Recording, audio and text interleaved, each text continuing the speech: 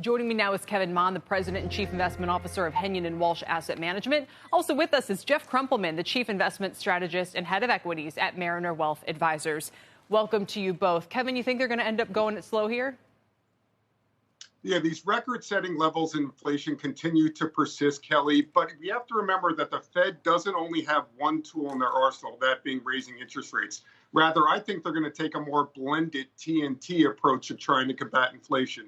First being tapering. They're going to complete their bond purchase program by the end of March. Then they're going to look to shrink the size of their balance sheet, with Chair Powell suggesting they'll start to do that later this spring. And then finally tightening by raising interest rates. The last dot plot chart we saw showed 4 potential rate hikes of 25 basis points each this week. So suggesting that they're going to raise rates 7 to 8 to 9 times this year, I think is getting a little ahead of ourselves at this point. All right. But Jeff, let's sort of turn. I think both of you have acknowledged that these inflation pressures are real. They are persistent. I believe you think we're only going to get maybe a high single-digit return on stocks this year. Is that right? Yeah, I do, but I still think, that's a positive result. We certainly don't see recession or negative returns this year. We see rising volatility because of these issues like inflation that you raised. But we would look for inflation also to moderate. We do think the Fed is talking a hawkish game right now, but the market overall is saying in terms of Fed fund futures that we're only going to see 2% Fed funds rates by the end of 2023.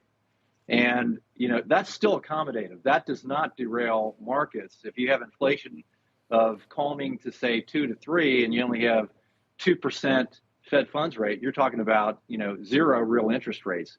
That's still very supportive of growth in the economy and in the markets, and will drive positive return.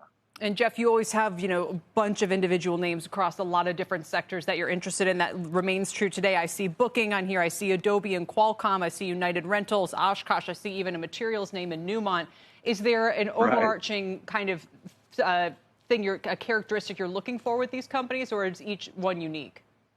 I think there are 3 points I'd make. One is balance. So you'll notice that there's a nice blend of cyclical as well as growth-oriented stocks. Innovation is a theme, and you can find that both in the growth world or the value world. So Aptiv is an example of, a cyclical stock as an auto supplier, but very tethered to advanced driving and electric vehicles.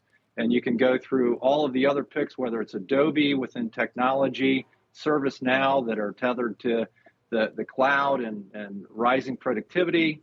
And then you get Oshkosh that is, in specialty vehicles, also tethered to electric vehicles and special uses. So I think you want to blend growth and value. You want to make sure you have innovation there and stay balanced.